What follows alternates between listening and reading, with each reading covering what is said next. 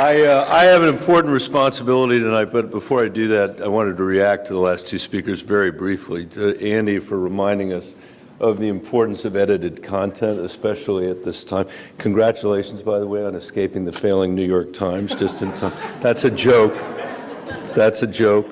And Dennis, I think, made an incredibly important point that I think is not made enough, which is that in a democratic republic, like the one in which we live, progress is not made by accident. And the things that have happened, that are the result of the kind of work that Dennis has led, have occurred because people have put their shoulder to the wheel, and we have a tendency to take those things for granted or to believe that the world was just always like this. The world wasn't just always like this.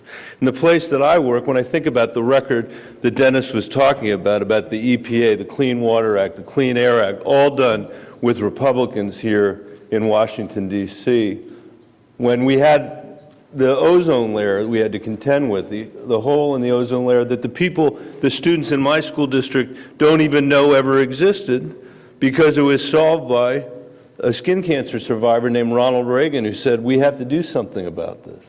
And then there were two Bushes who came after him, Republicans, who went to Detroit and said, climate change is real and we need to do something about it. And they went to the UN, an institution that some people with whom I work now don't believe in, and said we need to lead on that question. And regrettably, what has changed between then and now is what I call a corruption of inaction that has besieged the Congress because of a wrongly decided decision by the Supreme Court in Citizens United that has created a set of incentives and disincentives that is making it very hard for us to act on climate. And so I'll finish this because I'm here to do something responsible, but what is old, and I don't mean by that Dennis, I was 6 on Earth Day in 1970, so I was, thank you very much.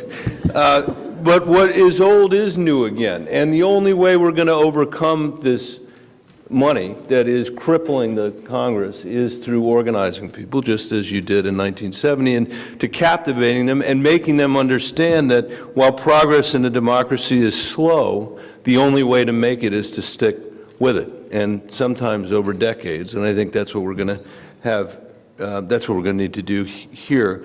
Yeah, thanks.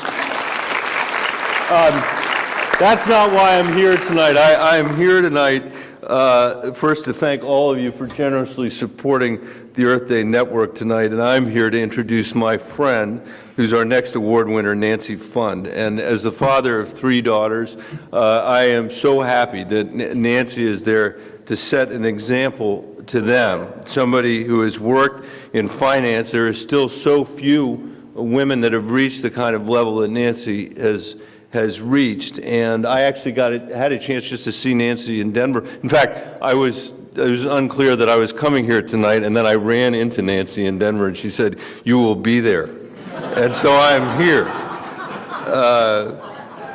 It's common to throw around the words pioneer and innovator these days, but Nancy actually deserves them. With successful early investments in companies like Tesla and Solar City, Nancy has demonstrated that clean energy was not some Bolshevik pipe dream, but a smart and lucrative investment.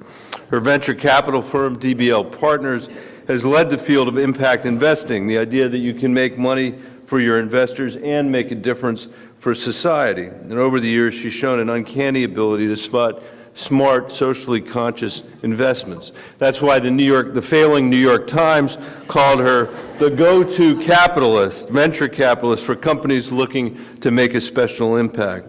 Nancy's achievements earned her the titles Most Creative People in Business and Fortune Magazine's Top 25 Innovators. Beyond her work at her firm, Nancy has served as a passionate public advocate for smarter, environmentally conscious investing. She's authored books, penned articles, and sat on more boards than I can possibly recount, all while continuing her search for the next big thing. And recently, that search has led her to invest in technologies that use microsatellites to track environmental changes, that help farmers share data to use their resources more efficiently, and that store energy more effectively to reduce demands on the grid. It's important to note that none of this is done only out of altruism. She makes these decisions because she sees the potential for growth, for jobs, for return. And I think from a political perspective, that's enormously important because it signals to the entire market that you don't necessarily have to accept the environmental case, although you should, to act on climate.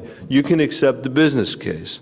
That's why Colorado's biggest utility just announced that it would provide some of the cheapest solar, wind, and renewable energy storage in the country.